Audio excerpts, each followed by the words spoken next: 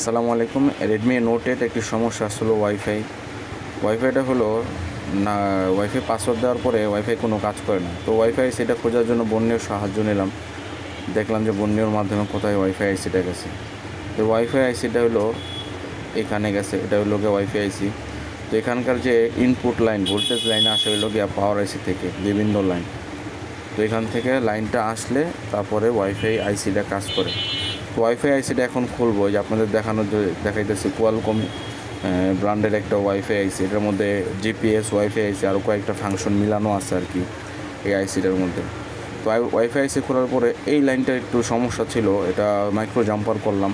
Micro jumper করার পরে আইসিটা দেখলাম নষ্ট হয়ে গেছে।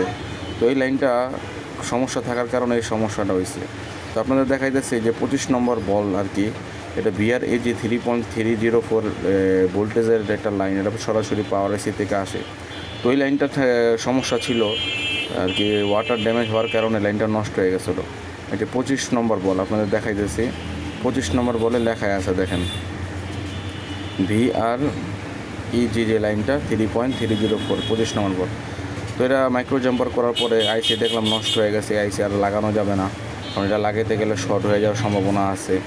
তো এই কারণে একটা নতুন অরিজিনাল একটা আইসি খোঁজার জন্য আরেকটা আইসি খুঁজলাম। খোঁজার পরে এই আইসিটা আর কি, আইসিটা এটা লাগাইলাম অরিজিনাল সেটের থেকে, নতুন আইসি এটা লাগাবো আর কি ইনশাল্লাহ, সুন্দরভাবে লিবল করে লাগাইলাম। এটা হলো পুরান আইসি আর নতুন আইসি। লাগানোর পর আলহামদুলিল্লাহ আমার কাজটা হয়ে গেছে। আপনাদের দেখাইতেছি ওয়াইফাই অপশনে যাওয়ার পরে দেখাইতেছি যে কাজটা হয়েছে কি না। যে ওয়াইফাই অপশনের মধ্যে ওয়াইফাই চালু করলাম, এই যে সাথে সাথে আমার দোকানের ওয়াইফাই সাথে সাথে পেয়ে গেল।